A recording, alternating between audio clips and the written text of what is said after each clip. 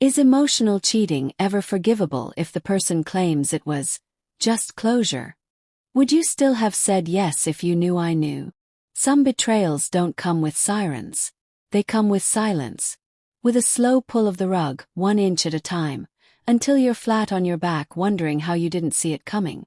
My name is Marcus, and this is the story of how the woman I loved, the woman I was about to marry, nearly walked me into a life built on lies. We met at a leadership forum in Denver. I'd flown in for a tech panel and wasn't expecting anything beyond dry keynote speeches and lukewarm coffee. But during the networking break, she walked past me, poised, direct, and quiet in a way that made you want to lean in. Her name was Nadia. I approached her because, frankly, I couldn't not. She had this presence, this air about her, sharp but not loud. She didn't need attention. It followed her anyway. We spoke casually about the panel and somehow ended up in a corner booth at the hotel bar, talking for hours. By the time the evening wound down, I had her number and a feeling I hadn't had in years. Curiosity mixed with hope. Our connection grew fast. Our conversations were deep, sometimes philosophical, always honest, or so I thought. We were both ambitious, both grinding toward bigger things. It felt like we weren't just building a relationship. We were building a future. But here's the thing. Nadia was always vague when I asked about her past, especially when it came to romantic history. Early on, I asked if she had been seeing anyone before me. She chuckled, sipped her drink, and said, "It was complicated, but it's done now." I let it slide. People have baggage, and I didn't want to push. But looking back, that was the first sign I ignored. A few months in, she opened up slightly, said she had been in something undefined. A situationship, she called it. She painted it like a blurry phase. Something harmless. It never meant anything real, she insisted. But when I gently pressed for more, how long it lasted, how serious it had been, she artfully pivoted. Asked about my siblings, my work, my thoughts on moving to Austin. Anything to keep me from staying on that topic. And I let her. 'Cause she was here now. With me.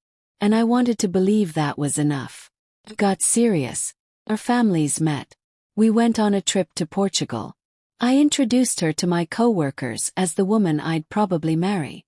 And then, one warm evening under the Austin sky, I asked her to move in. We were 6 months from the wedding when the cracks started to show. Late work nights. Cancelled dinners. Excuses that sounded just a little too rehearsed. When she came home smelling like a different cologne, once, then twice, I didn't want to believe what my gut already knew. Then came the text. "Hey babe, phone's about to die. I'm out with the girls. Don't wait up, love." I wasn't suspicious, at least not at first. It was the usual update. Until I realized I needed to ask her something about the seating plan for the reception and figured she was probably with her best friend, Lila. Called Lila. What she said next made the ground tilt under me. She left with her ex. I wasn't supposed to say anything, but Marcus, you should know. They've been talking. I didn't think it was serious, but she's not over him. Blinked. Shut down. The words didn't make sense. Her ex. I asked Lila to explain. She sounded nervous, like she'd rehearsed this conversation in her head a dozen times but still didn't want to say the words. She told me Nadia had been meeting him on and off. That the hangouts weren't just friendly. That sometimes Lila was asked to cover for her. "Why tell me now?" Yes. "Because you don't deserve to be blindsided like this. And honestly, I'm tired of pretending I don't see it." She sent me a video. It was short, shaky, but unmistakable. Nadia and her ex sitting close at a dimly lit bar, laughing. Her hand on his knee. I stared at that screen long after the video ended. It wasn't just the cheating. It was the coordination.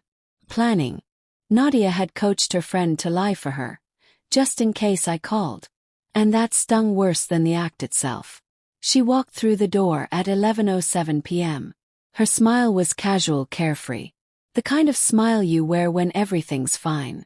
Except it wasn't. I asked her how her night went. She said it was great, just dinner and wedding talk with the girls. Then she leaned in to kiss me. I didn't move. I asked again. Who were you with? She faltered. Just for a moment. Flicker. But it was enough. Then she flipped the script. Why are you interrogating me? Don't you trust me? I didn't raise my voice. I didn't accuse. I just pulled out my phone, tapped play, and handed it to her. Her breath hitched. Color drained from her face. She watched herself laugh with the man she swore was in her past. The silence that followed was louder than any argument we'd ever had. She didn't deny it. Didn't say, "It's not what it looks like." She just cried. Said she was sorry. That it wasn't serious. That she just needed closure. Closure. With a man you're meeting behind my back. After moving into my home and planning a life with me. I asked her straight. If I was doing this with my ex, lying to you, sneaking around, would you still be here defending me? She had no answer. When I told her the wedding was off, she broke. Collapsed onto the floor. Begged me to reconsider. Said it was a moment of weakness. That I was the one she truly wanted. But her actions spoke louder than her words. She blamed Lila. Said her friend was always jealous. That she had set her up. That none of this would have happened if she'd just minded her business. I laughed. Not because it was funny, but because that was her takeaway. The problem wasn't the betrayal. It was the person who refused to lie for her anymore. Packed her things. Asked her to leave. She pleaded, said I was making a mistake.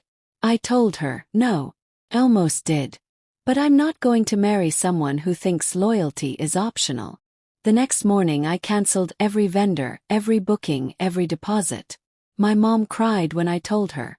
My dad just nodded. You did the right thing, he said. You caught it before it got worse.